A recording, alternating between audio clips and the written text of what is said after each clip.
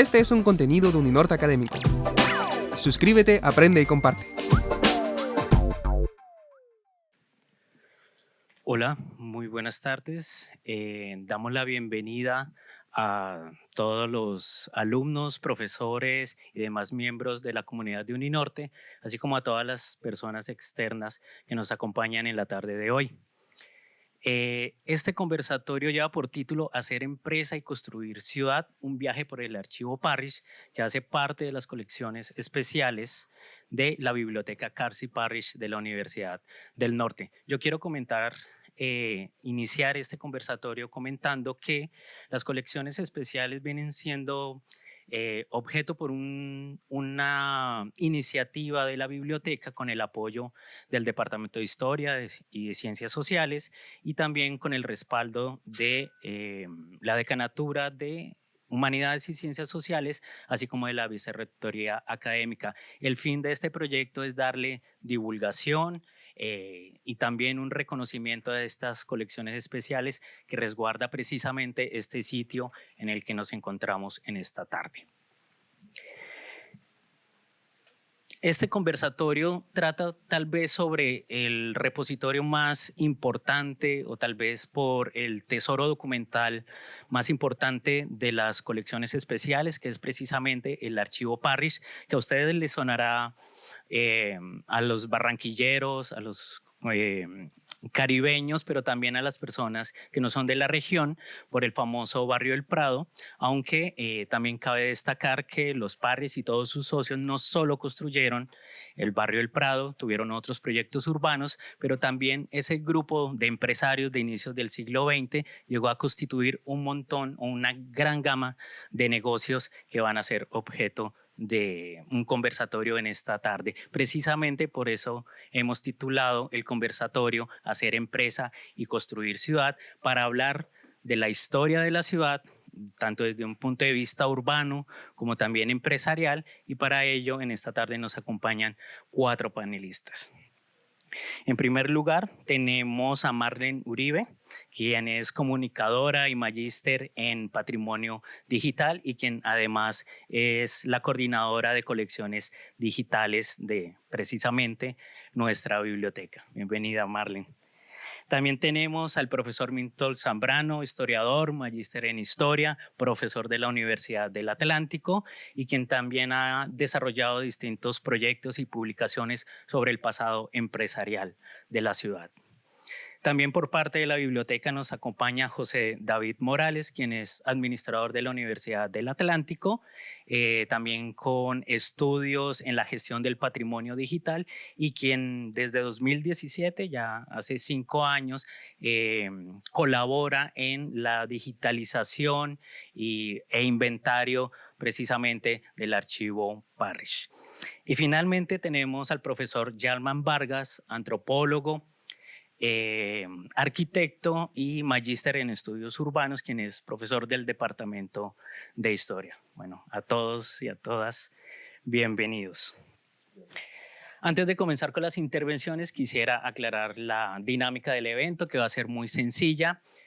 Vamos a establecer un diálogo aquí con nuestros 4 panelistas alrededor de 1 hora o un poco más en 4 rondas de intervenciones, y al final tendremos la participación del público, quien lo puede hacer a través de preguntas, inquietudes, comentarios para alguien en específico o para todos en conjunto.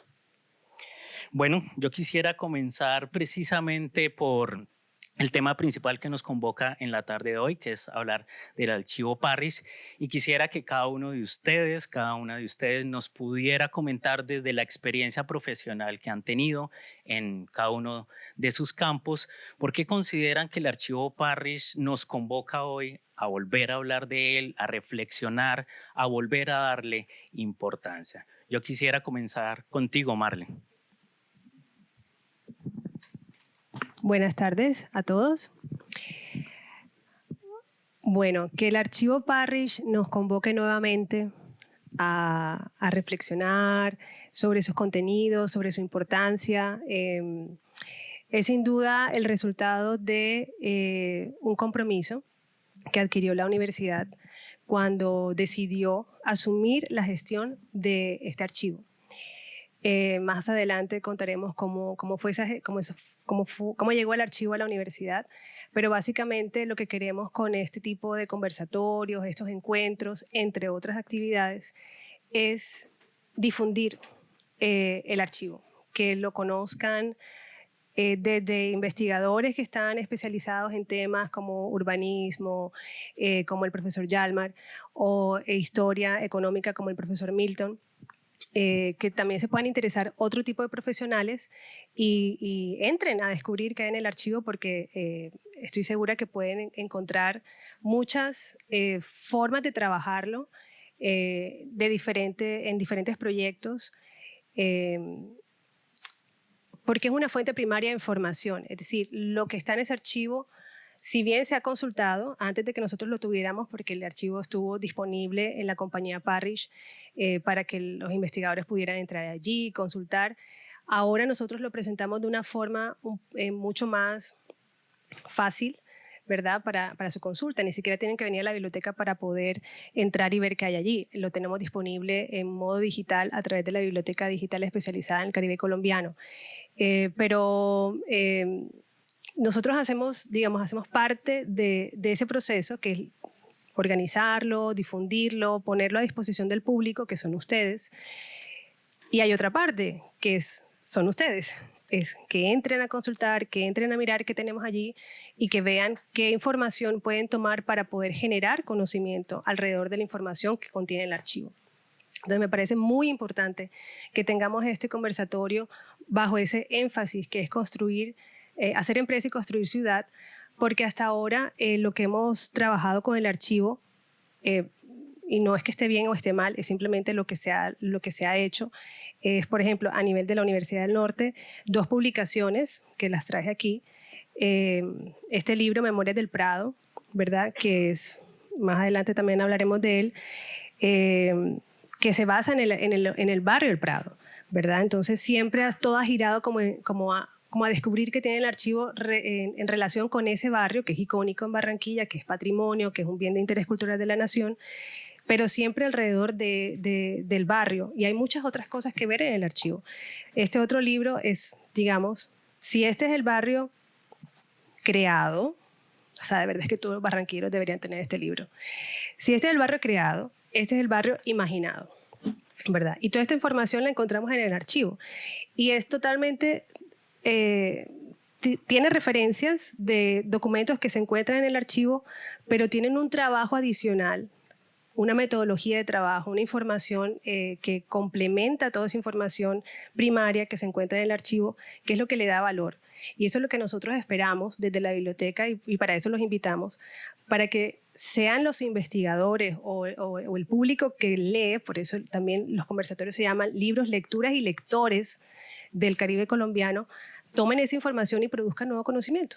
Eso es lo que nosotros esperamos y a eso los estamos invitando. Muchas gracias, Marlene. Sí, precisamente este enfoque de historia empresarial, historia urbana es solo una de las miradas que hemos propuesto en esta tarde, y esperamos que haya más conversatorios sobre otras miradas que se le puede dar al archivo Parrish. Entre esas miradas, una de las más importantes que se ha trabajado para la historia de la ciudad es la mirada empresarial, o de ese pasado económico tan potente que tuvo Barranquilla a finales del XIX, inicios del siglo XX. Y para eso tenemos al profesor Milton Zambrano. Así que, Milton, cuéntanos desde tu perspectiva por qué es importante hablar de nuevo de los Parrish y sobre todo del archivo. Buenas tardes. Gracias por la invitación a los colegas y amigos de la Universidad del Norte. Es un placer estar otra vez acá charlando sobre temas académicos con ustedes. Yo creo que las fuentes son esenciales para producir saber histórico en todos los planos. Sin fuentes no hay conocimiento histórico. Sin fuentes no se puede producir conocimiento histórico sobre lo político, sobre lo social, sobre lo económico, sobre lo empresarial, sobre cualquier campo. Entonces, lo que se está haciendo aquí en la Norte de digitalizar un material desconocido para ponerlo en manos de los investigadores es supremamente importante. Yo creo que se van a producir nuevos conocimientos, nuevos descubrimientos sobre los desarrollos empresariales, económicos, etcétera, dentro de la ciudad. Ya de hecho, con lo que teníamos, algunos investigadores hemos avanzado algunas cosas en cuanto al conocimiento de la urbe. Ustedes saben que aquí mismo en la Norte se desarrolló una camada de historiadores con Gustavo Bell, con Adolfo Meiser Roca, en fin, un grupo de investigadores que trabajaron la historia de la ciudad cuando todavía estábamos en ciernes, cuando no había prácticamente nada.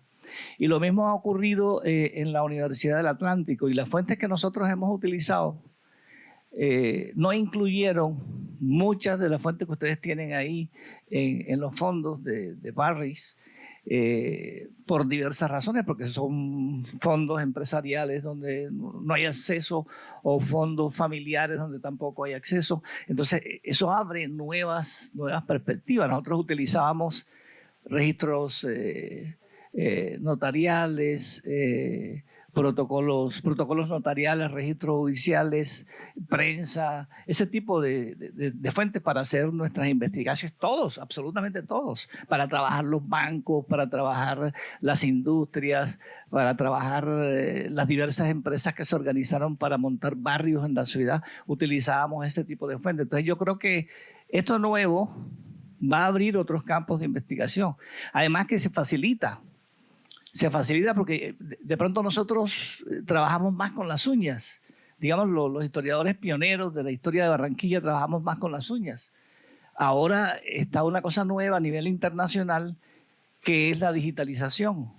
Y esa digitalización democratiza la información, facilita el acceso a ella, y desde luego eso repercute muy positivamente sobre la investigación. Así que yo creo que lo que ustedes están haciendo es lo que hay que hacer, y que ojalá eso se profundice. Ahorita charlaba con la directora de la biblioteca y le decía que yo me espanté una vez que estuve en Puerto Rico, porque ahí en la Universidad de Puerto Rico, en un centro de investigaciones históricas, donde no se manejan muchos recursos, es universidad pública, ¿no?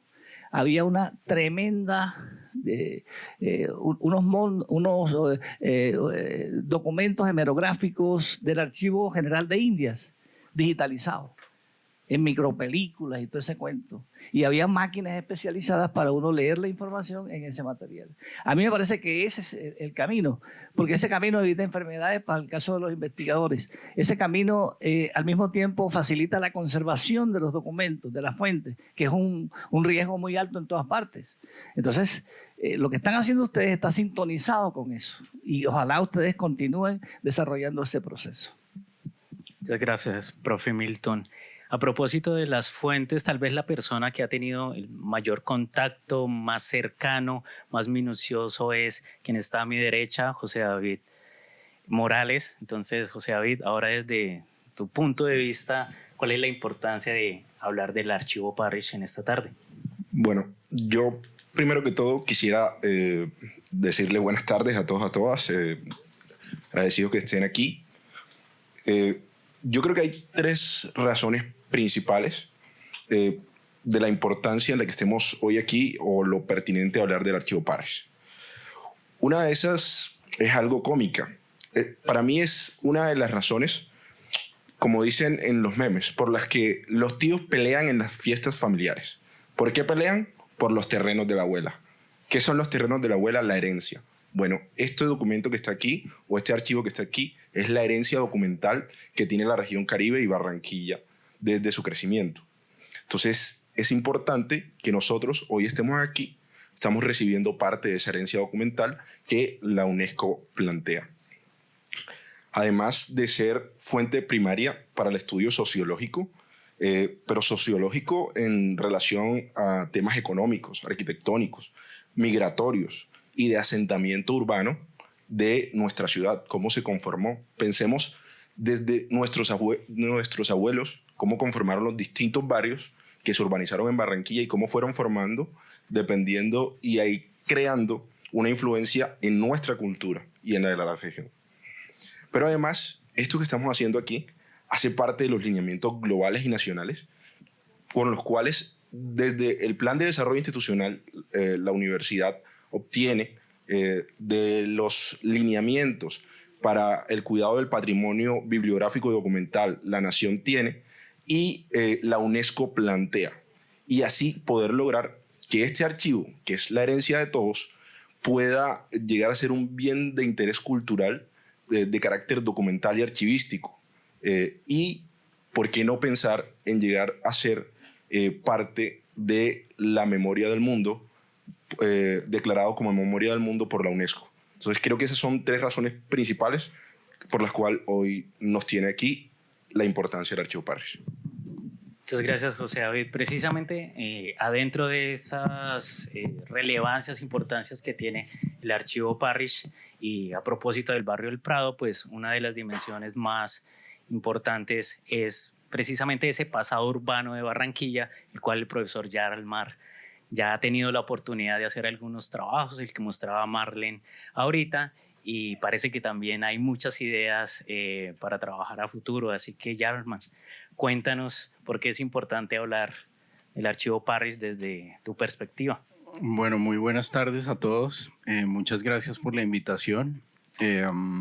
Pues primero creo que este tipo de eventos son los que nos permiten discutir sobre el desarrollo de la ciudad y de nuestra sociedad y cómo, digamos, sacar de las bibliotecas pues este tipo de información.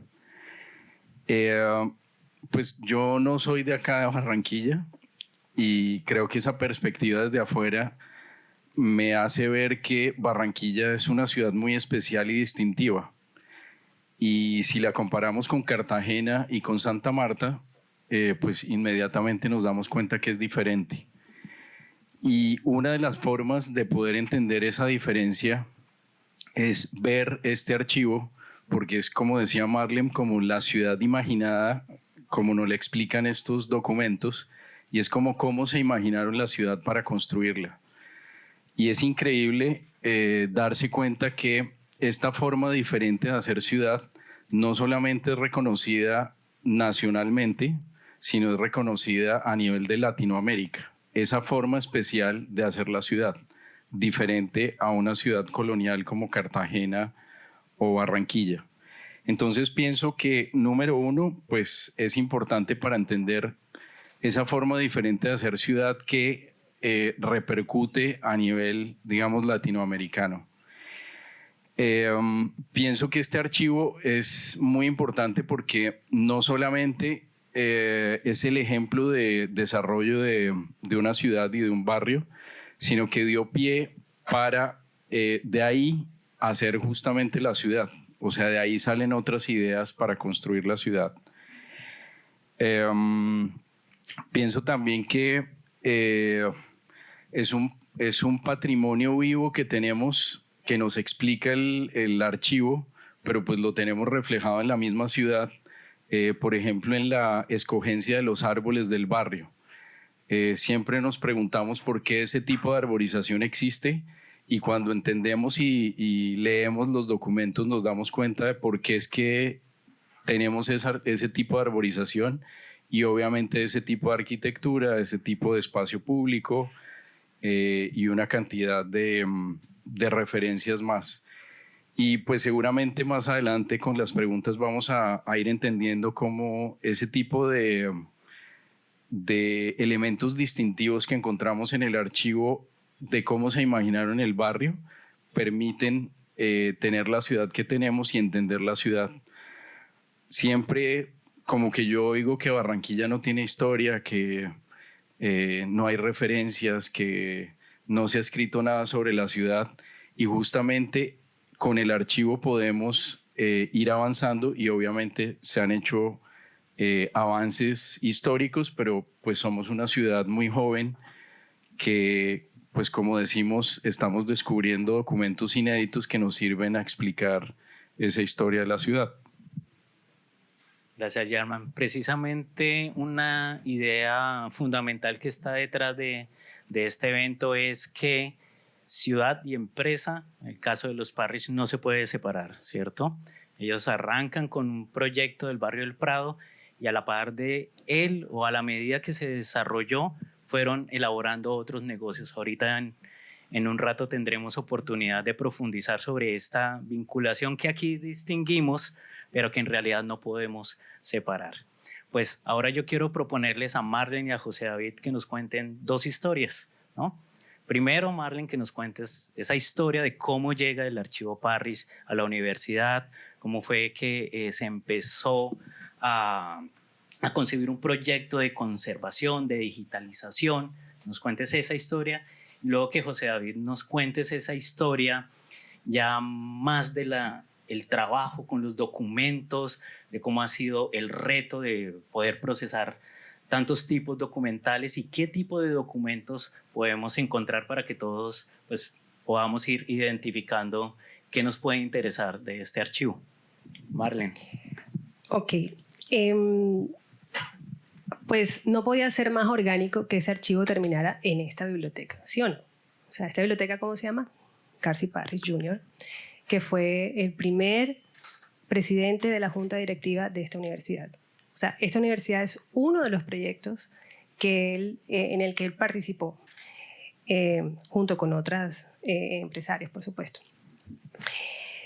Entonces, cuando nosotros en el 2010 nos llamaron, de la rectoría en ese momento nos llamaron, eso lo cuento en este libro, por eso les digo, tengan esos libros en su casa, pero se los voy a contar a ustedes también. Nos llamaron a la rectoría nos llamó a la biblioteca, al director en ese momento, y nos dicen, Parrish y compañía, que es la última de las empresas de los Parrish, o sea, la firma de ingenieros, la van a liquidar. Y allá está la biblioteca de Carsey Parrish, o sea, una biblioteca personal, unos libros que también tenemos aquí, para que los fuéramos a buscar. Digamos que eso era lo más cercano a una biblioteca, ¿cierto? La biblioteca de los libros de él, que se quedaran aquí en la biblioteca de Unión Norte.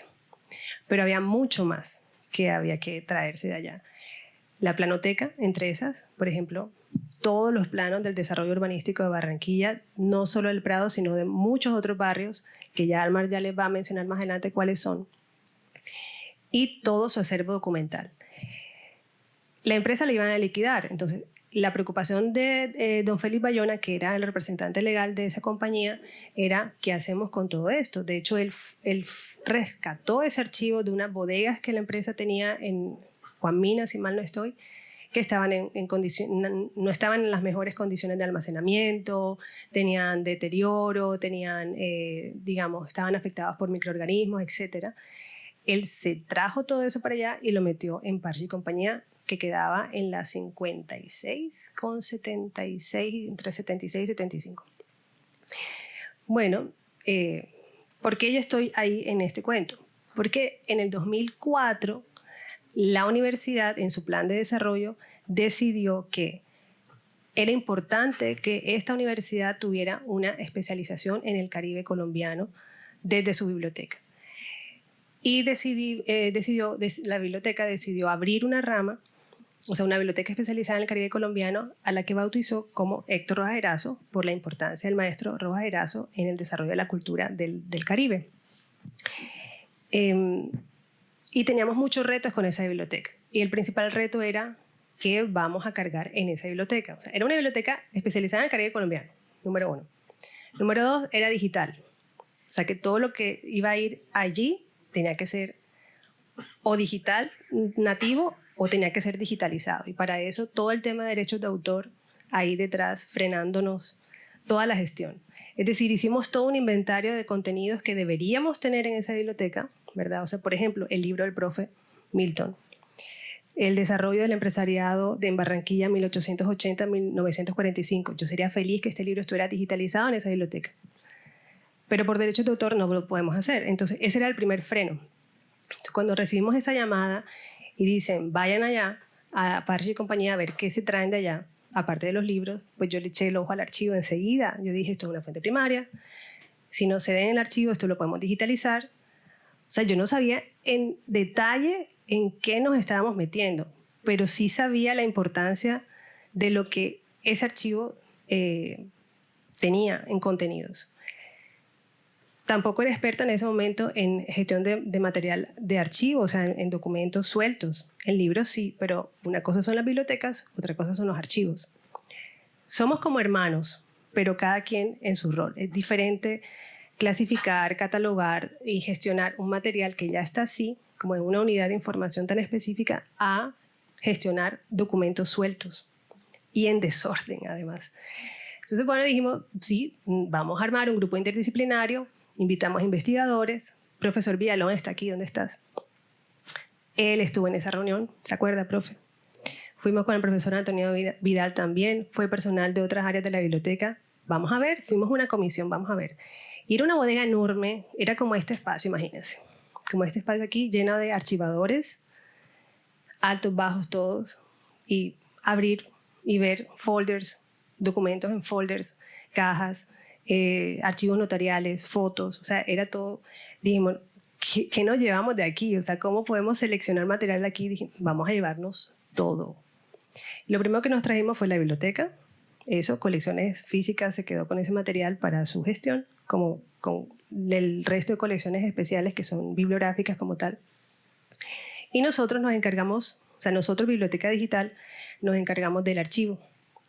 Lo manejamos al comienzo como un proyecto. Han pasado muchas personas en todo ese proceso, desde el 2010 hasta hoy, desde historiadores, economistas, restauradores de bienes muebles, comunicadores, etcétera. O sea, han pasado varias, digamos, disciplinas poniéndole el ojo a este archivo. Y finalmente decidimos que asesorarnos, o sea, dentro de todo este proceso obtuvimos la asesoría de la Biblioteca Nacional de Colombia y del Archivo General de la Nación para seguir todos los estándares internacionales de su inventario, digitalización, y ya teníamos, al menos para esa época, ya teníamos un sitio donde iba a ser el destino de todo ese contenido, que era la Biblioteca Digital Héctor Bajeras. Entonces, eso nos marcó un norte, y a medida que fuimos organizando, que ya José David les va a contar cómo fue esa organización, íbamos publicando los documentos.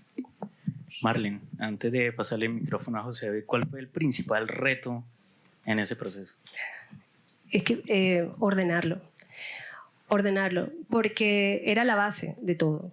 No podíamos empezar a digitalizar sin saber qué era lo que estábamos digitalizando. Entonces, como el archivo estaba en desorden, es un fondo, porque ya no lo es, era un fondo acumulado de las diferentes empresas que hicieron los Parrish o donde ellos participaron, que generaron ese tipo de documentación como cartas, o sea, todo lo que es correspondencia, desde telegrama, marconigrama,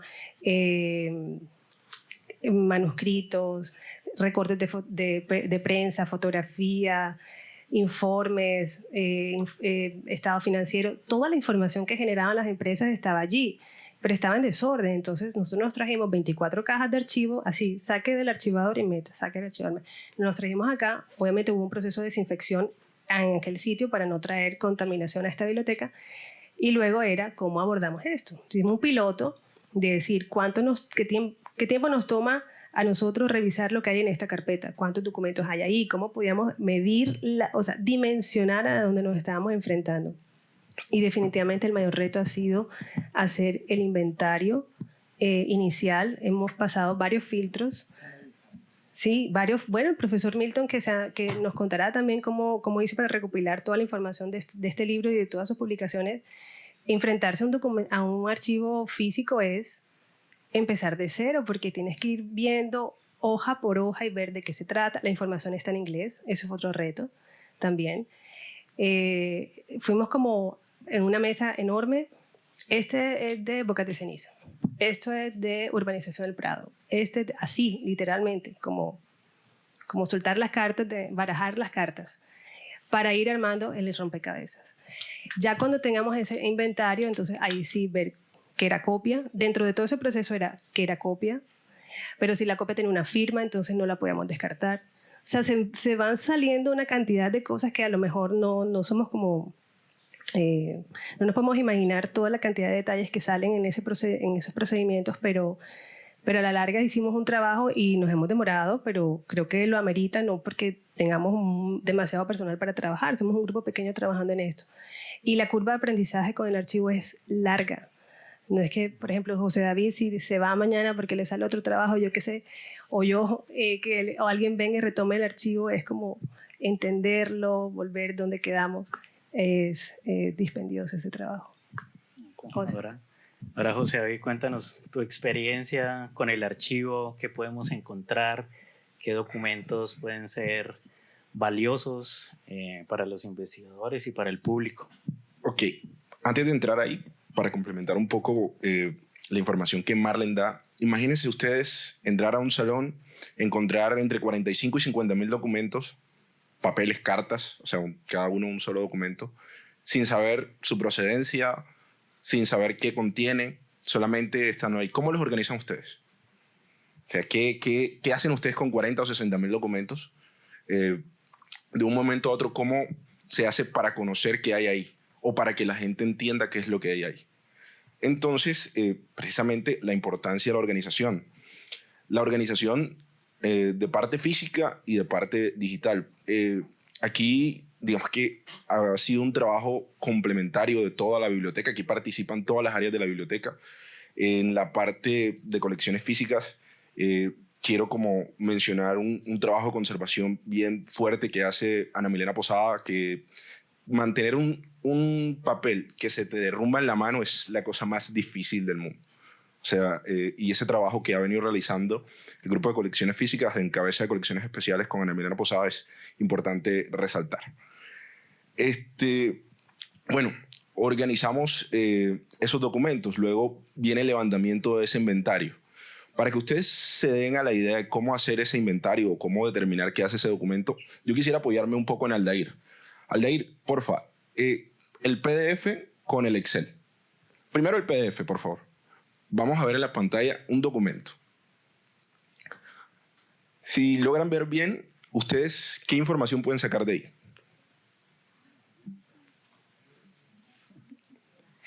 ¿Lo puedes ampliar, Aldair? Es un cablegrama, pero ¿qué dice? Porque, cablegrama pueden haber 1000. En realidad hay decenas de miles en el archivo. Pero en este caso nos encontramos con esta información. O sea, imagínense que ustedes hoy...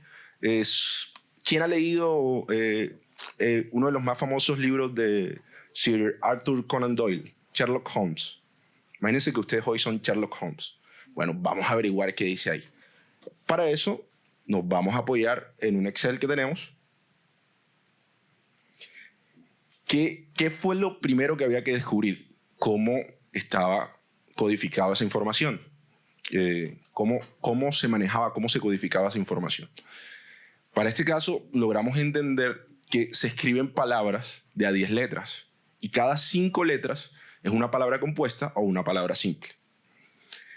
Teniendo como referencia alguna otra información que ya estaba decodificada, hemos venido trabajando como para poder entender esta información. Por ejemplo, si yo me voy a la línea 3, control B,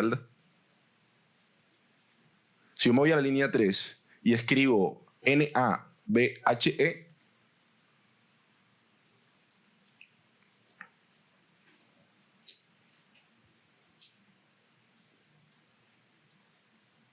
bueno, vamos a YANG. Hay algunas palabras que no están, deben entender que es imposible si no tenemos un diccionario.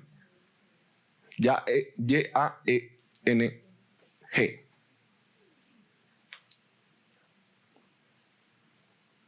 Ok, esa palabra significa Colombian Government. Ahí hablaban, seguimos, Noren.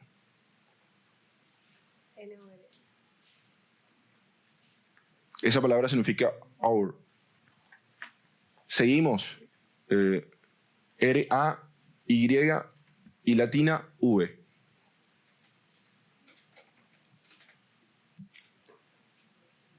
Our service.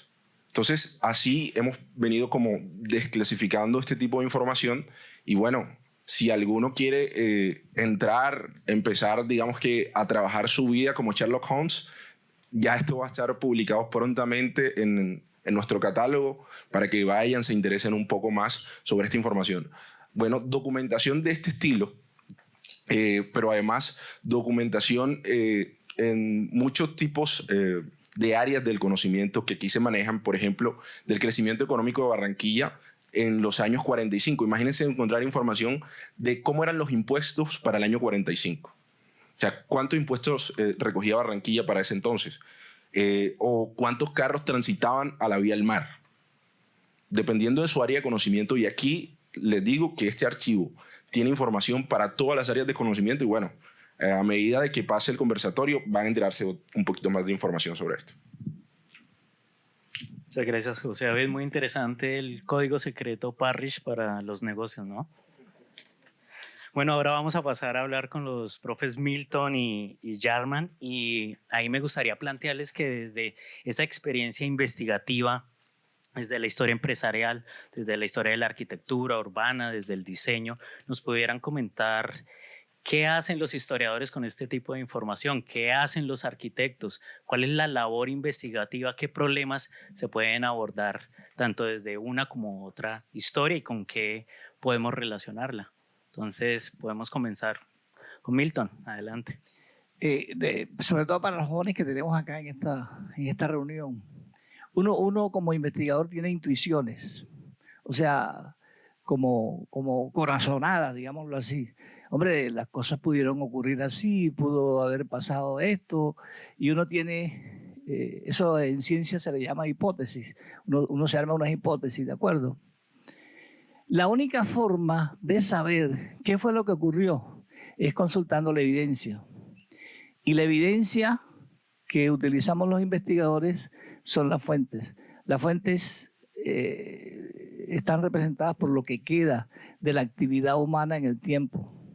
Y lo que queda no solamente son documentos como los que ustedes están trabajando, en ese caso serían fuentes escritas que ahora se van a digitalizar, sino lo que queda pueden ser edificios, lo que queda pueden ser objetos de cultura, en fin, diversos elementos de la vida de la gente que queda como una especie de testimonio voluntario o involuntario de su paso por la tierra. En el caso de Barranquilla, ya los historiadores hemos podido descifrar qué fue lo que ocurrió con Barranquilla. Y creo que hemos demostrado, todos los historiadores citadinos, que Barranquilla sí tuvo una historia y que esa historia se decantó, digámoslo así, se disparó en el siglo XIX, sobre todo en la segunda mitad del siglo XIX. Resulta que Barranquilla, como dice Nichols, surge, se expande, se desarrolla a raíz de que aquí se organizó un puerto muy cerca del río Magdalena, en Los Caños, que se conectaba con el puerto marítimo, unido por un ferrocarril, que se va a convertir en el puerto más importante para el comercio exterior del país. Porque Santa Marta y Cartagena tenían problemas para conectarse con el río Magdalena, que era como la principal autopista, ¿no?, que comunicaba el centro con la costa. Entonces los empresarios, el gobierno, empezaron a mirar, a pensar en un puerto alternativo y se podría decir que desarrollaron a Barranquilla. ¿Y por qué desarrollan a Barranquilla? Porque Barranquilla está cerquita del río. Es más fácil, disminuye costos para trasladar personas, para trasladar mercancías, tener eso ahí en Barranquilla que hacer el tránsito de Cartagena hacia el río y después hacia el interior, o de Santa Marta hacia el río y después hacia el interior. No más con que Cartagena tenía el canal del dique, que eso la mayor parte del tiempo andaba seco. Y Santa Marta siempre ha tenido, en aquellos tiempos tenía el problema de la Ciénaga Grande y tenía el problema de los cañitos que había que pasar para entrar al río. Entonces, esas condiciones geográficas son las que llevan a desarrollar el puerto fluvial de Barranquilla. Y con el desarrollo del puerto fluvial se desarrollan otras cosas, ¿no?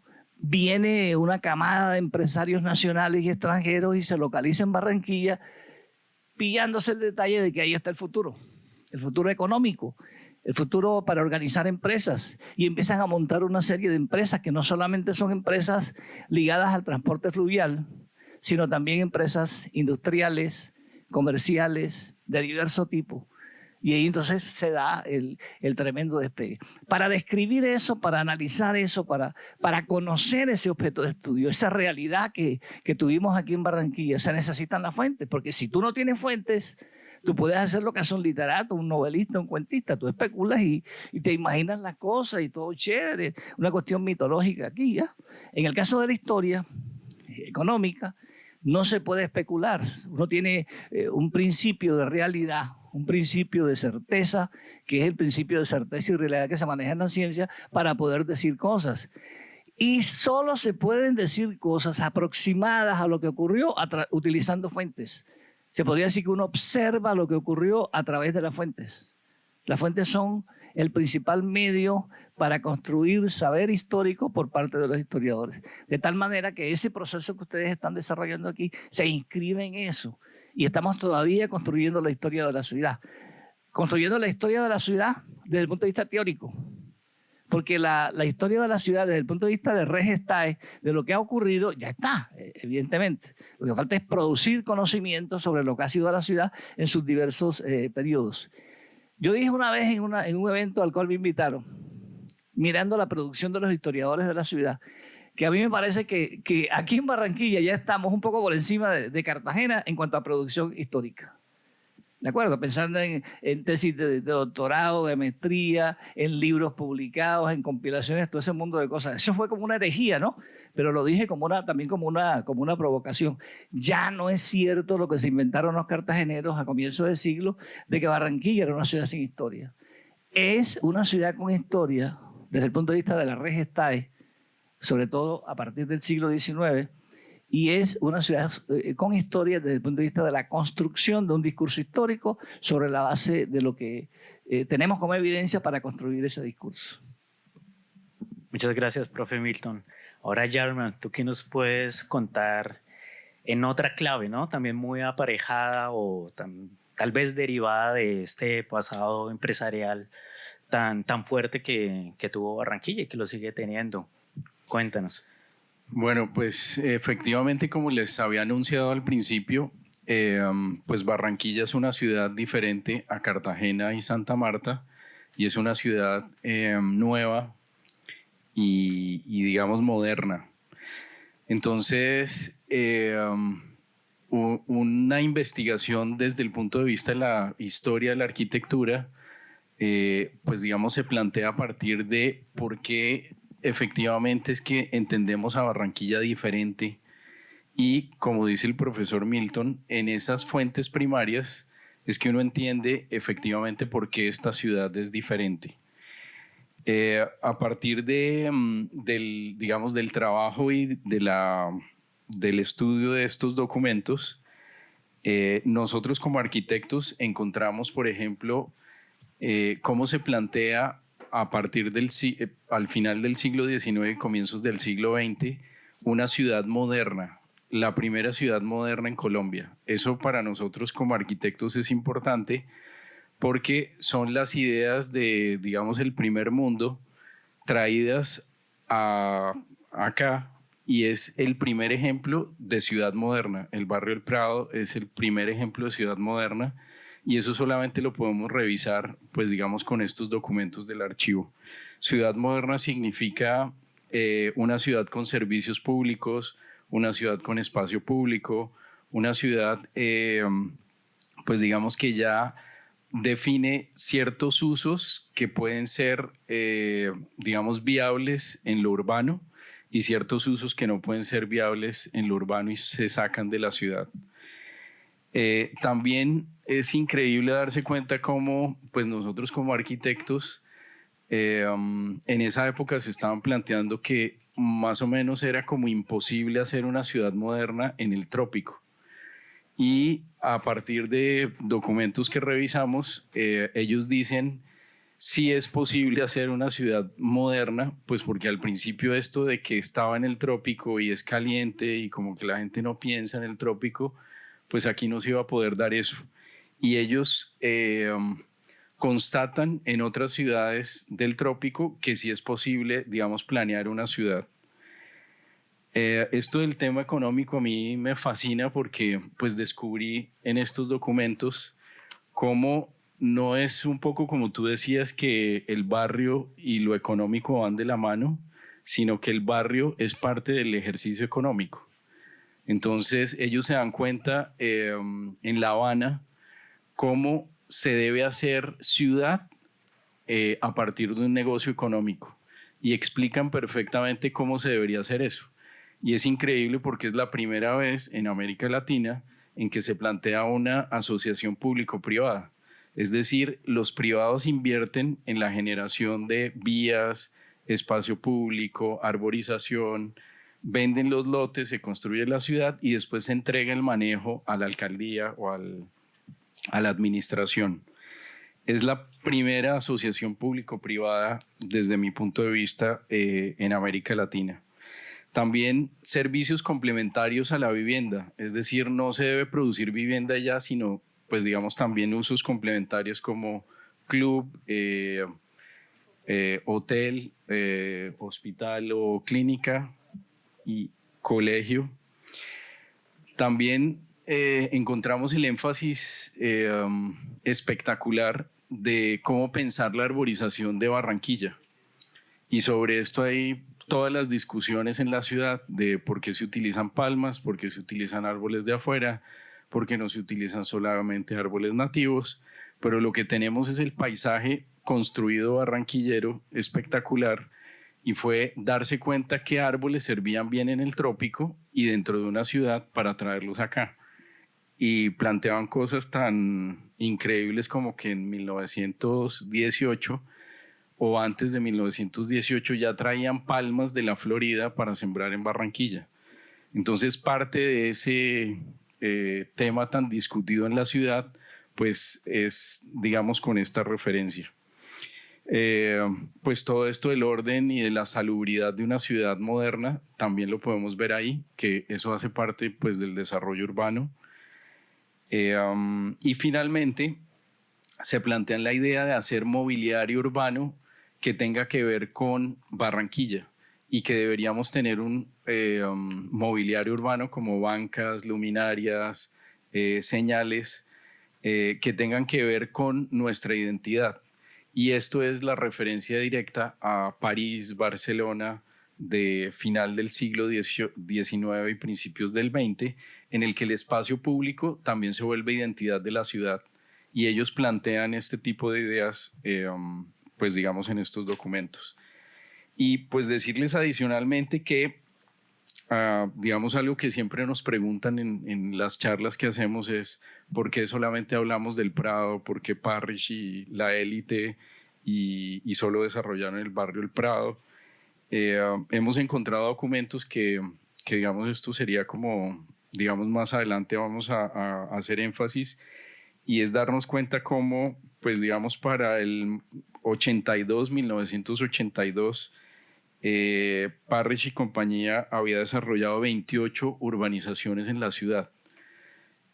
Producto de este primer experimento del Prado, se desarrollaron 28 otras urbanizaciones, y esto quiere decir que gran parte del desarrollo formal de la ciudad comienza con este tema del barrio El Prado, y ese va a ser como el objeto de investigación de trabajos más adelante.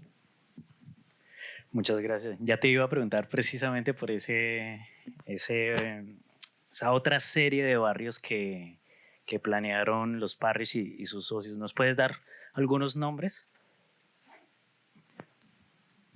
Sí, está pues el Prado, Altos del Prado, Sabanilla, Bellavista, Santana, La Victoria, La Liga, 28 barrios y las Américas, y es increíble que uno, pues digamos, no se da cuenta de eso, y a nosotros siempre nos hacen el énfasis de por qué solamente hablamos del Prado. Pues Además es un tema que da bastante, porque si la memoria no me falla, entre los documentos digitales, entre los catálogos que hemos podido consultar, todo este planeamiento urbano de barrios de clase media está prácticamente hasta los años 60 o 70, hay distintos proyectos al respecto. Muchas gracias. Aquí hay un tema que queríamos tratar, pero también queremos que el público pueda participar y tengamos un buen espacio para eso, acerca de las bibliotecas digitales, acerca de cómo las universidades están resguardando documentos o acervos bibliográficos patrimoniales y cómo ponerlos a disposición. Me gustaría que cada uno de ustedes en un minuto para después abordar el cierre de una manera más amplia, pero en un minuto nos contaran por qué es importante que en las universidades haya este tipo de información, cómo pueden facilitar el acceso tanto físico como digital pues a la persona que le interese. Ahí me gustaría proponerles que demos la vuelta primero con Yalmar, Milton, José David y Marlon. Bueno, pues creo que, pues primero, obviamente tener los archivos físicos hace que uno, digitales hace que uno no tenga que, pues digamos, tocar estos archivos que necesitan tanta conservación y pues como nos decían, casi que se le desmoronan a uno en las manos revisándolos y pues esto hace que uno los pueda consultar más fácil. Y pienso que las universidades participando de este mantenimiento, de esta organización de los archivos, pues digamos le da un orden especial y es que a partir de los intereses de cada uno de los investigadores puede ir catalogando y organizando de una manera diferente a un bibliotecario que, digamos, no tuviera un énfasis en cierto tema. Entonces, si, digamos, a mí me interesa el tema urbano, pues seguramente yo voy a organizar y a proponer y seguramente asociar investigadores sobre temas que he encontrado en el archivo. Entonces pienso que una universidad que tenga especialistas en diferentes áreas, pues organizará de una manera especial esas colecciones digitales. Yo pienso que el archivo es clave hoy.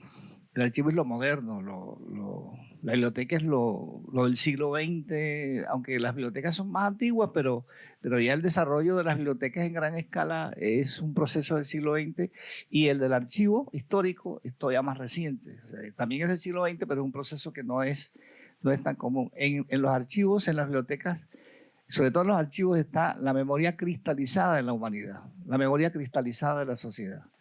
La memoria viva está en nosotros, ¿no es así?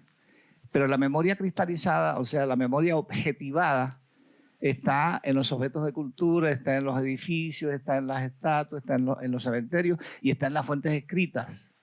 No importa que estén digitalizadas. Lo que hay ahí en las fuentes primarias es recuerdo, es memoria. Que como dice Jan Legó, los investigadores tomamos esa memoria cristalizada y la convertimos en memoria razonada. ¿De acuerdo? De tal manera que la memoria razonada, que es la historia o que son las diversas producciones de carácter intelectual, nunca puede existir si no hay memoria cristalizada, si no hay fuentes. ¿De acuerdo? Bueno, como les comenté en un principio, esta es nuestra herencia, ¿cierto? Y no es una herencia de unos pocos, sino es universal. Y para que algo sea universal, todos debemos tener acceso. La mejor forma en que todos tengan acceso en este momento es que sea de manera digital. Pero además, lo digital, además de preservar y ayudar a conservar los documentos físicos, nos permite hasta encontrar información que de manera física muy probablemente omitiríamos por situaciones de nuestra naturaleza.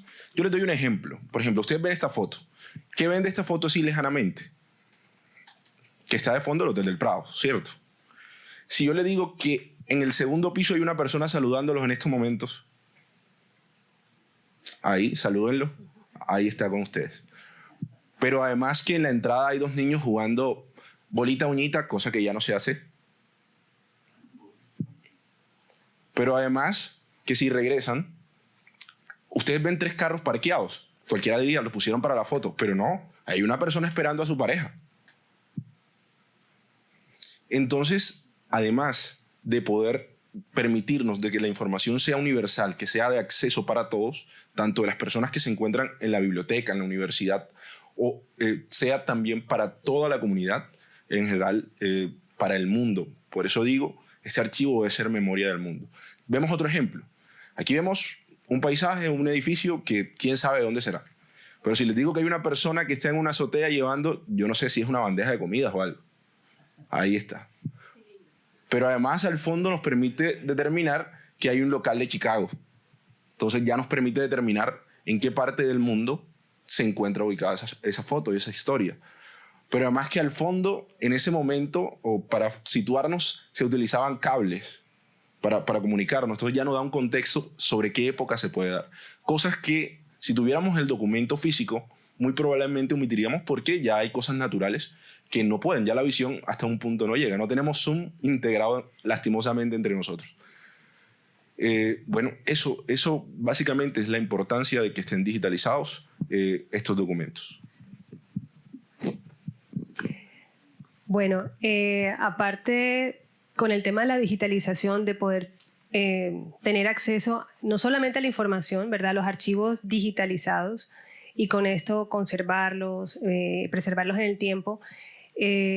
También, como lo acaba de mencionar José David, se pueden utilizar tecnologías que nos acercan más al contenido propio que tiene el documento como tal. Es una ventaja sobre lo digital, sobre lo físico pues no se podría.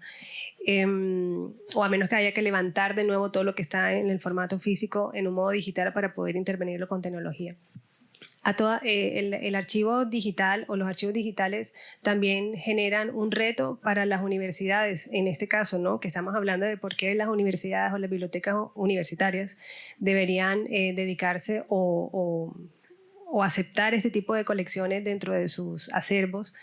Creo que es lo que le da una marca única. Es decir, estos libros los podrán encontrar en otras bibliotecas, pero este archivo solo lo van a poder encontrar aquí. Entonces ya le da una identidad a la biblioteca como tal. O sea, por eso es, si no llega a ser declarado bien de interés cultural de la ciudad o de la nación o lo que sea, ya es un patrimonio de la universidad, ya es un patrimonio de la ciudad. Porque como dice el profesor Milton, cuenta parte de su historia, ¿no? Que es la historia urbanística, empresarial, entre otras. Pero ya es un patrimonio por sí, es solo el archivo porque es histórico, o sea, tienen contenidos que vienen desde comienzos de siglo, casi 70 años de historia hay en ese archivo.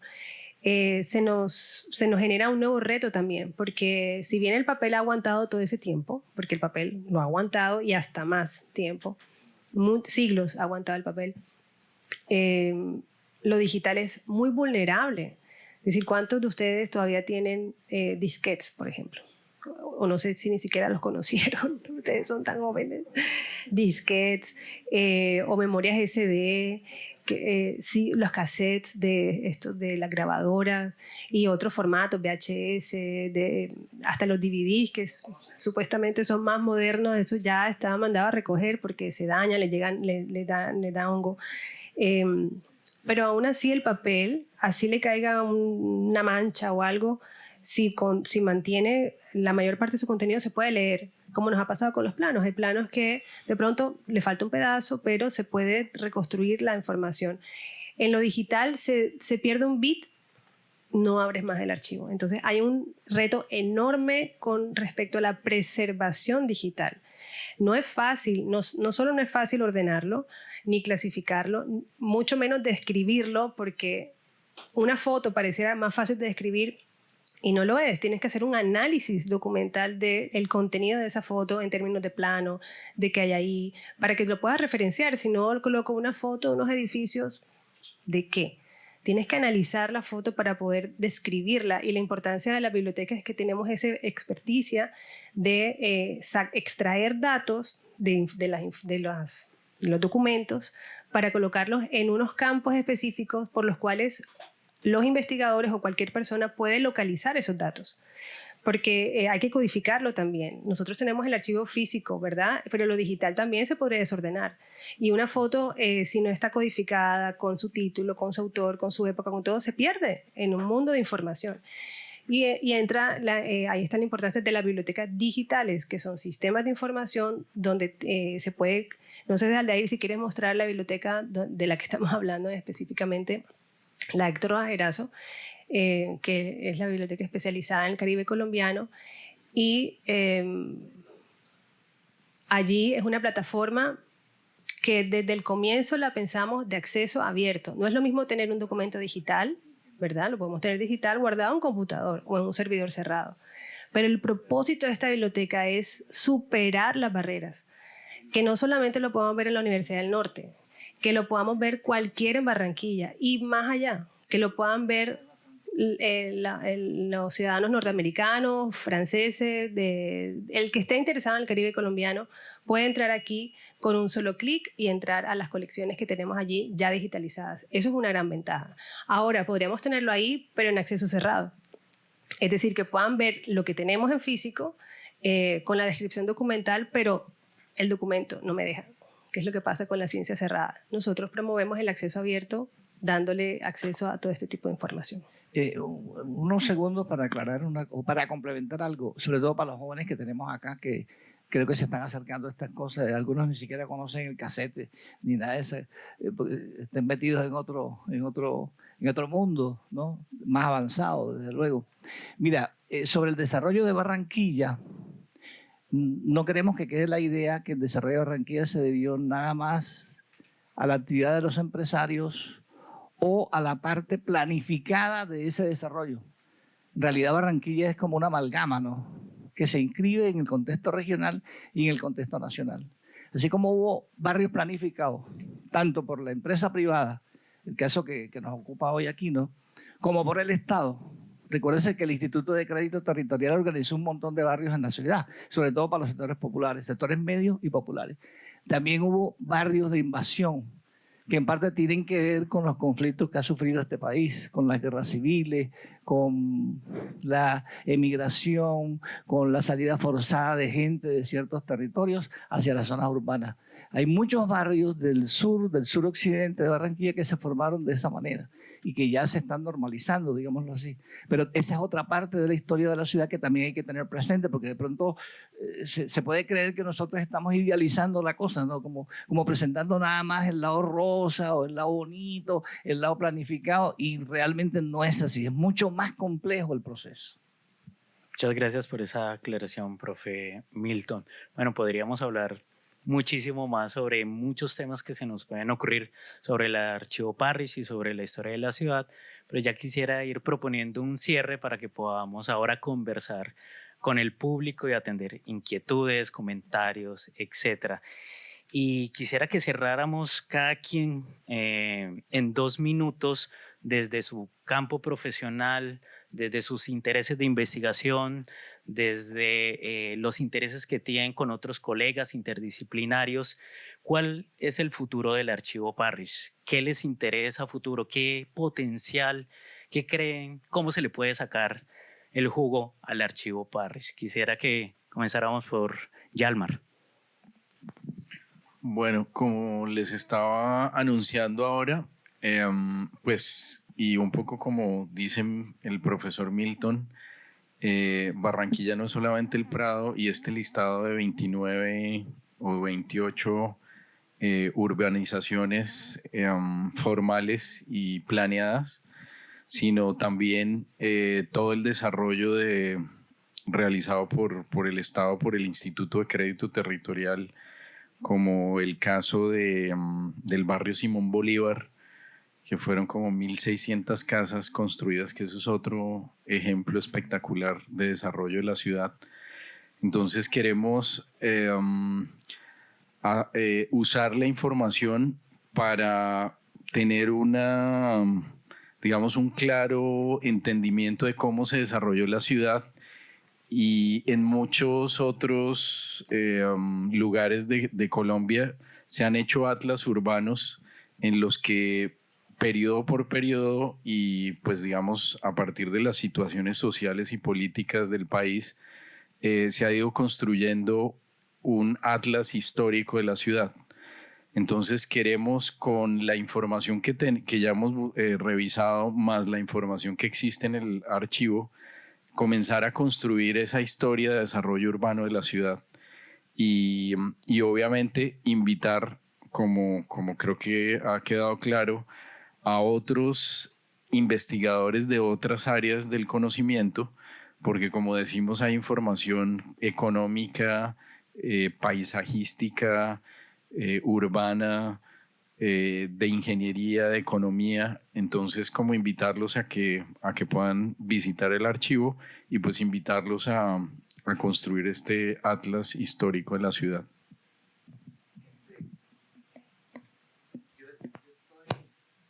Yo estoy bailando a un solo pie.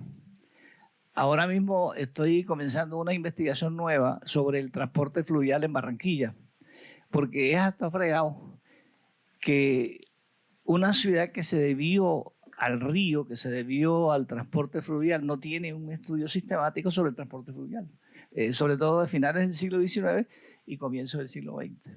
Entonces ya José me mandó un material que está en esa documentación nueva sobre relaciones de los Parris con empresas navieras, que es precisamente lo que yo voy a analizar.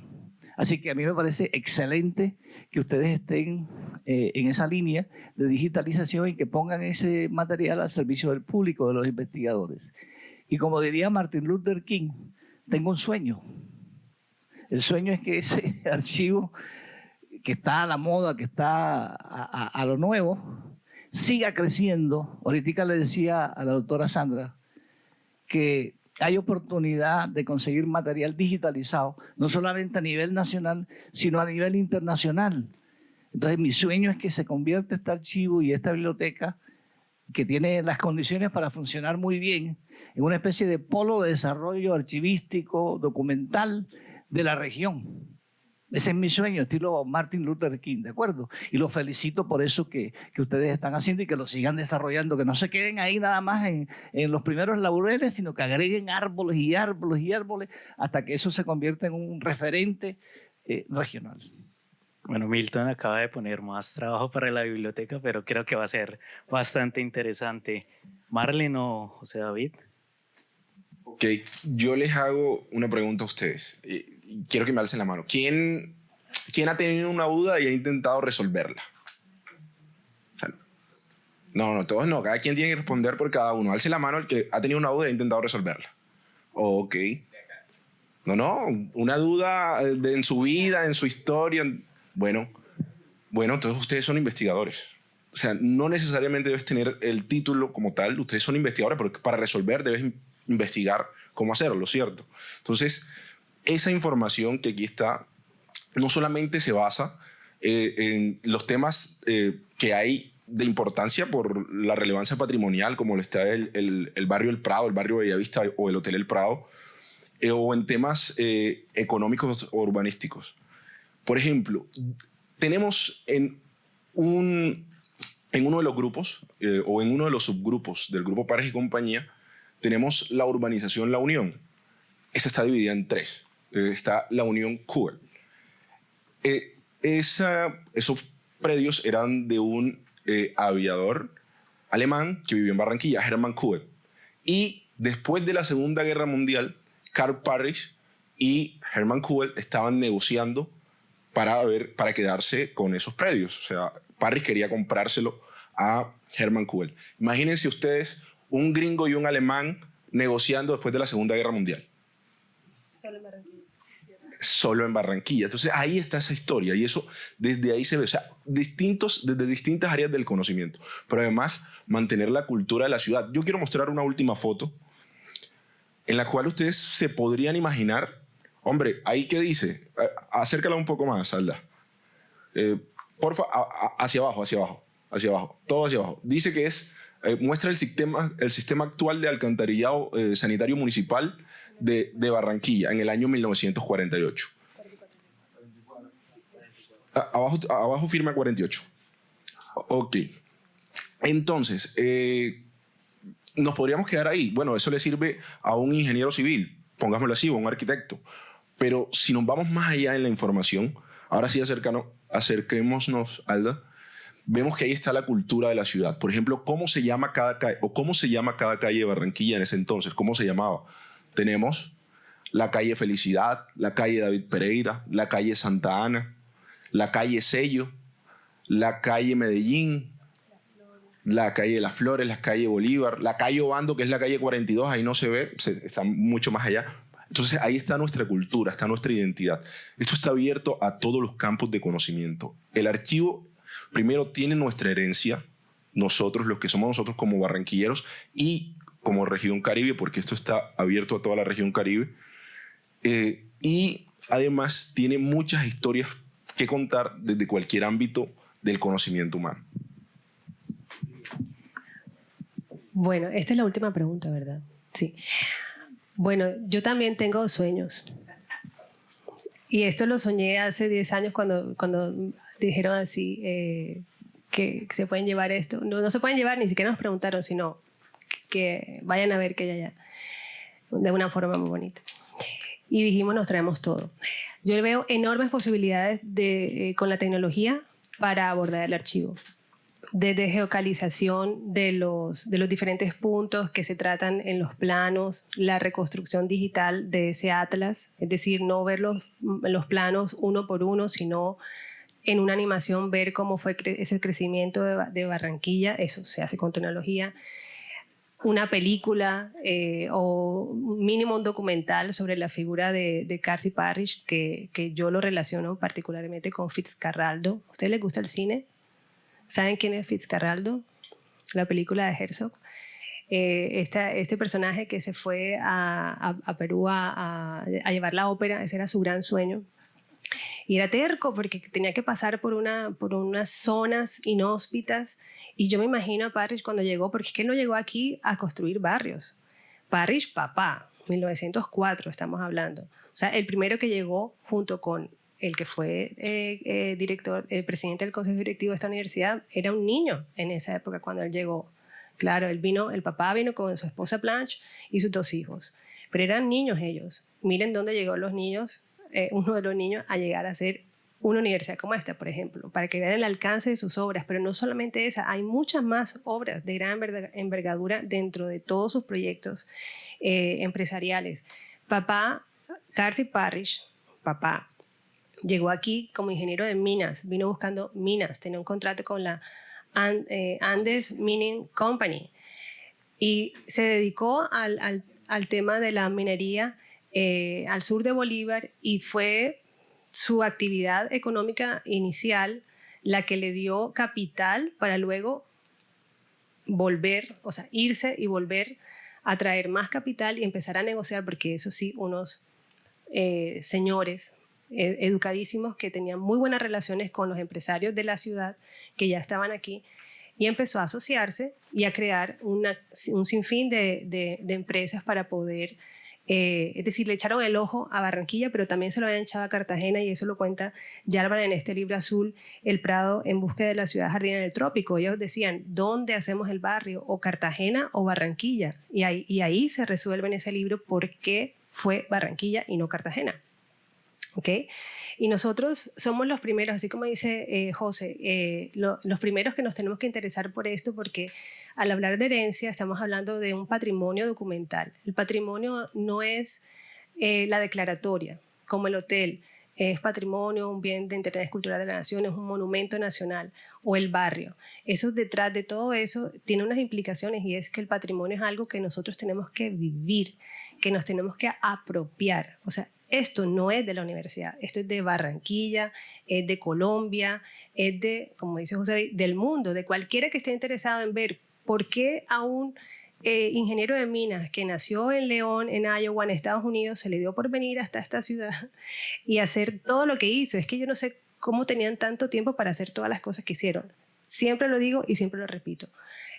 Es abrumador ver toda la cantidad de empresas que ellos lograron desarrollar.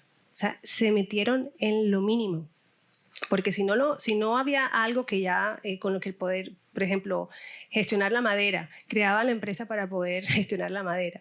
Imagínense, o sea, eso para un emprendedor es un tema de inspiración total. O sea, cualquier persona que quiera emprender algo debería leerse esta historia de los Parrish y ver cómo lo hicieron. Y no es el único, ni el mejor.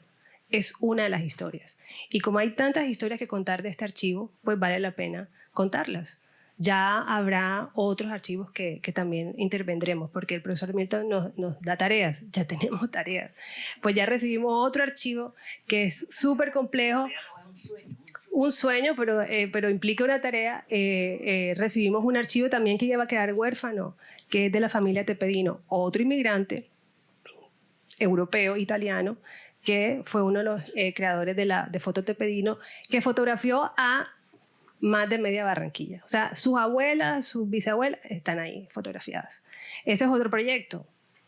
totalmente diferente a este porque es en negativo, es complejo, pero nosotros ya nos metimos en este cuento y vamos a seguir adelante. Lo que necesitamos es, creo que tú tenías una pregunta así, como ¿cuál es el futuro del archivo? Una beca de investigación, por ejemplo. Abrir una beca sería interesante. Un fondo para que los investigadores vengan a sacar información de ese archivo. O proyectos dentro de las carreras, no solo Uninorte, en otras instituciones también. Hay plata, o sea, la plata está. Solo hay que inventarse un proyecto y pedirla. Nosotros nos ganamos uno de Iberarchivos. Nos dieron en el año 2015, si mal no estoy, un fondo, creo que eran 6.000 euros, para poder digitalizar parte de este archivo. Y la Biblioteca Nacional tiene fondos, o sea, el Ministerio de Cultura abre el portafolio de estímulos. Allí hay para hacer, por ejemplo, el documental sobre Parrish, lo podrían hacer ahí. O sea, el material está, o sea, la información está. Es simplemente soñar, imaginarse qué se puede hacer con eso, desde cada uno de lo que a cada uno le interese. Pues la fuente está. Y la plata también, solo hay que saber gestionarla. Dos cositas. La primera, eso es lo bello del conocimiento, que puede ser universal. Y lo segundo, yo también tengo un sueño, y es que ese atlas histórico incluya una georreferenciación de los planos. Bueno, tenemos el tiempo justo, unos 10 minutos para unas 2 o 3 intervenciones, preguntas para alguien en específico o para todos. Por ahí tenemos un micrófono circulando. Ok, por ahí hay micrófonos, si no, por acá algunos de estos. Nos puede decir su nombre, consulta, proveniencia si gusta y para quién formula la pregunta o el comentario. Gracias. Hola, buenas tardes. Bueno, más que una pregunta, quiero compartirles algo maravilloso después de todo lo que estoy escuchando.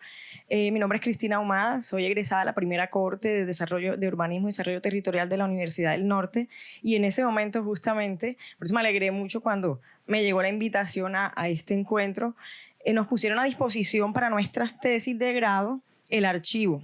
Entonces, todo lo que cuentan me correspondió tocar esos planos que casi se nos deshacían en las manos, poder entrar o tener que entrar con mucha protección para poder trabajar esos archivos, y que no tuve la oportunidad de mirarlos de forma digital, sino de forma física, y vivía completamente emocionada de todo lo que yo encontré ahí. O sea, yo usé una cosita de todo el mundo de información que está.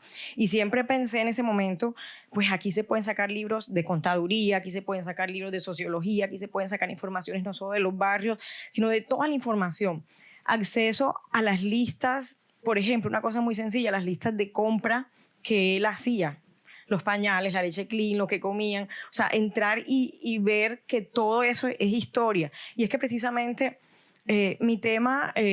pues en ese momento muchas publicaciones del barrio El Prado, muy pocas de los otros barrios, y yo decidí escoger Bellavista para poder hacer mi tesis de grado en un contexto de poder tomar la historia como ese insumo para poder mirar la tendencia del barrio desde sus inicios hasta ese momento que fue 2013, 2014, que fue la entrega de más o menos de esta tesis. Y bueno, wow, 10 años después casi ya puede hacerse otro eslabón de esa tendencia del barrio Bellavista, de cómo ha pasado 10 años sobre él, un barrio que creció pegadito al Prado, pero con muchas condiciones muy importantes, y encontrar aquí que estaba todo eso, planimetría, fotos, recortes de periódicos. Yo me acuerdo que cogí unas agenditas, ya anotaba lo que había en cada caja, y yo se lo pasé a Marlene y decía, Marlene, esto no está aquí, esto está aquí. O sea, yo no sé si en algún momento mi pseudo organización le sirvió, pero yo traté en esos momentos en que tuve la oportunidad de estar en el archivo, tratar de organizar, o pues más o menos tener una idea de lo que estaba en cada caja,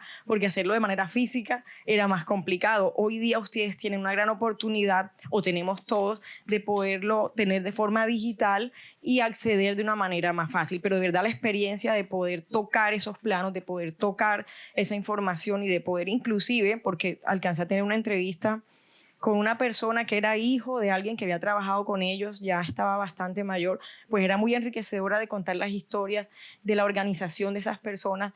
Bueno, hablar de ellos es muchísimo porque ellos no vinieron primeramente con la idea de urbanizar, sino de hacer empresa, de hacer negocio y no aquí. Bueno, ya todo se cuenta acá en el libro del profesor, pero hay muchísimo más que descubrir y mi participación es una invitación a ustedes como estudiantes. Bueno, hoy soy profesora cátedra de la Universidad del Atlántico en temas de cartografía también y de historia y otros, y muy chévere que pueda ser abierto también a todas las universidades, como también de todas las universidades se pueden compartir mucha información. Entonces los invito a amar la historia, los invito a sacar de la historia lo mejor para cualquier tipo de investigación que se pueda hacer. Gracias.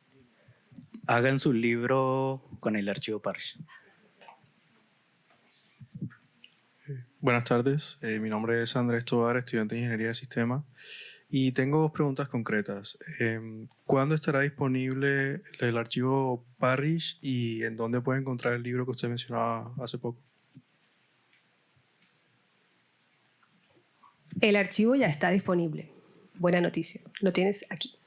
Solo tienes que entrar en la página de Uninorte, buscar biblioteca y dentro de la biblioteca, Biblioteca Digital Héctor Bajerazo, es esta que está mostrando Aldair. Esto es un sistema abierto, de código abierto. Tú que eres ingeniero de sistemas, está bajo la plataforma DSpace, que es de código abierto y nació en MIT con Hewlett Packard para precisamente abrir colecciones al mundo. El sistema tiene una licencia de distribución de Creative Commons, o sea que lo que se suba ahí, nosotros como Universidad del Norte tenemos los derechos de hacerlo porque así fue, digamos, la donación que recibimos, ¿no? Porque nos pueden donar, pero no nos autorizan que digitalicemos y no podemos hacer nada. Afortunadamente con ese archivo sí lo logramos. Aquí ven, por ejemplo, los grupos, las diferentes compañías que generaron información, y dentro de estos grupos, por decirte algo, vamos a abrir, ¿cuál, José? Urbanizador del Prado. O Country Club. Esta. Aquí están diferentes colecciones, ahí sí, documentales, porque lo agrupamos así. No metimos todo lo que era Country Club en ese grupo revuelto, sino que lo organizamos por un segundito antes. Por colecciones que serían todo lo que es correspondencia relacionada con el Country Club, y así están en todos los grupos, todo lo que son escritos o gestión administrativa o gestión financiera y contable están agrupados. Es decir, hay varios tipos de, por ejemplo, gestión financiera y contable, hay cesantías, compras, comprobantes, cotizaciones, cuentas, extractos financieros, facturas, giros, pagos. Ahí describimos lo que hay en cada colección. Eso es una guía para ustedes. Es decir, ustedes ya ese trabajo ya lo hicimos nosotros. Bueno, José David, con todo el resto de profesionales que han pasado por el archivo y que han aportado, así como la profe Cristina, han aportado para mejorar su clasificación. Entonces ya está. Simplemente entremos, por ejemplo, a proyecto de resolución que autoriza a la Junta Directiva del Country Club la venta o permuta del lote conocido TAES. Hay una descripción mínima, pero ustedes pueden abrir el archivo, el registro completo más arriba. No, arriba de ese visualiz, no, más arriba. Mostrar el registro completo del ítem. Aquí están todos los campos de descripción, ¿verdad? Por los que se pueden analizar ese documento, y puedes ver el documento como tal en un visor. También lo puedes descargar y verlo. Las fotografías, tenemos un grupo de 333 fotografías, si mal no estoy, están alojadas en otro sitio que es Memoria Visual del Caribe. Para ese tema sí hay un manejo, digamos, especial, porque en preservación digital manejamos dos tipos de archivo. Uno de visualización, que es el que tú ves para que no se te bloquee el equipo con una imagen muy pesada, y otro de preservación, que es un archivo mucho más pesado, que está digitalizado en alta resolución, que es para preservación digital. Ese archivo pesado está guardado, pero también hay acceso a esos contenidos. Simplemente hay que formalizar la entrega y ya. Pero ya ves, ya se pueden consultar cualquier tipo de archivos que estén ahí. No hemos terminado, ¿eh? José nos puede decir en qué porcentaje vamos. Ya hoy el 60% de los grupos están disponibles. Están digitalizados, pero hay disponible un 45% de los grupos del archivo ya se encuentran disponibles para revisar en línea. Hagan su tesis con el archivo Parrish. Alcanzamos la última pregunta corta, la última intervención, y mientras se pasa el micrófono, los quiero invitar al próximo conversatorio sobre la colección de Álvaro Cepeda Zamudio en el mes de mayo. Estaremos circulando la información por los distintos canales institucionales y también cerrar con el agradecimiento a la directora de la biblioteca, a Sandra Álvarez, y al director del Departamento de Historia y Ciencias Sociales, Nelson Fernando González, que nos han apoyado bastante en esta iniciativa. Entonces, la última intervención. Ay, no, la última. Bueno, muchas gracias. Yo también soy egresada de la universidad y soy abogada, que ha habitado además desde muy pequeña varios barrios que mencionan y que me da culpa, tenía bastante desconocimiento de muchas cosas de las que mencionan. Entonces eso también me invita a una reflexión muy personal de qué tipo también de productos muchas veces no llegan consumimos históricamente aquí, porque el hecho de que haya yo vivido toda mi vida en Barranquilla y desconociera muchas cosas también me incomoda, porque me vengo a enterar apenas ahora de algunas cosas que tal vez pude haber tenido acceso antes. Y tengo una pregunta, puede ser para la profesora Marlene o el profesor Milton. Ya nos invitas a que leamos el libro y que entendamos el por qué y el cómo llega Parrish, pero obviamente no deja de generar en mí como una persona, pues este hombre blanco en Estados Unidos llega a Barranquilla, ¿cierto? En 1904 aproximadamente. No solo encuentra las condiciones geográficas, por supuesto, sino me imagino unas condiciones sociales, políticas y culturales que habrán ayudado también a que él pueda establecerse, expandirse. Tuvo que haber creado, me imagino, las necesidades, las condiciones para poder estar durante el tiempo que estuvo, crear, me imagino, acueductos, servicios, lo que nos muestran. Y claro, eso sin hacer de pronto tantas hipótesis, me podría llegar a entender ciertas condiciones sociales y políticas de la ciudad y un cierto apego a ciertas élites en general que puede tener la ciudad, pero sí me interesa entonces es el porqué y qué encontró como social, político y cultural que permitió esa expansión también empresarial y económica. Por supuesto, yo sé que va a ser muy, muy, muy pequeña la intervención, pero sí no quisiera irme sin de pronto como tener esa... Lo que pasa es que el principal polo que llama no solamente a Parrish, sino a otros empresarios nacionales y extranjeros, es el presente y el futuro del puerto. Si los empresarios tienen visión para los negocios, saben dónde está el nicho a partir del cual pueden desarrollar cosas y todo ese cuento. Entonces, ese polo portuario que se convierte ya en un nicho para hacer negocios es lo que atrae a Parrish, porque él estaba en otros lados, él estaba haciendo negocios en otros lados, pero se viene para acá. Además, aquí había un grupo inicial de empresarios extranjeros, ¿no?, de diversas nacionalidades, que también crea como un ambiente social atractivo para otra gente de afuera que se viniera para la ciudad de Barranquilla. Entonces aquí había oportunidad de armar empresas en el transporte fluvial, de armar empresas en la economía industrial, de armar empresas en los bancos, de armar empresas comerciales, de cosas de comercio y todo ese cuento, de armar empresas agrarias. Tenían un interland bien chévere para hacer empresas agrarias de diverso tipo. Y eso es lo que ellos vienen a hacer acá, entre ellos Parrish. Cuando uno revisa bien la nómina de accionistas de las empresas que se organizan acá, uno se da cuenta que es atractiva Barranquilla porque Barranquilla permite hacer negocios diversificando las inversiones. O sea, no metiéndose en un solo punto, sino metiéndose en varios, que eso elimina riesgos y eso ayuda también a crecer la fortuna. Ese es el punto central ahí con respecto a Parrish. Adelante. Bueno, yo quisiera como aportar algo ahí, que el archivo tiene. Hay una situación internacional en ese momento, y que es nacional, que es la pérdida de Panamá. Mucho del trabajo y digamos de la inversión que viene para el desarrollo empresarial en Barranquilla y en Colombia está soportada en el capital financiero internacional. Y ese capital financiero internacional llegó aquí con la promesa de pago de Estados Unidos a Colombia. O sea, con eso eso impulsó a que estuvieran aquí, eso está en el archivo, a que estuvieran aquí y a que hubiese el dinero para desarrollar, digamos que comercialmente, esas ideas de negocios que tenían. Bueno, se nos acabó el tiempo. Agradecemos a Milton, Marlene, Yalmar, José David y a todos ustedes. Los invitamos al próximo conversatorio y también que vayan consultando las actualizaciones de la página de la biblioteca con nuevos contenidos sobre las colecciones especiales. Muchas gracias. Explora más contenidos de tu interés. No olvides suscribirte a nuestro canal.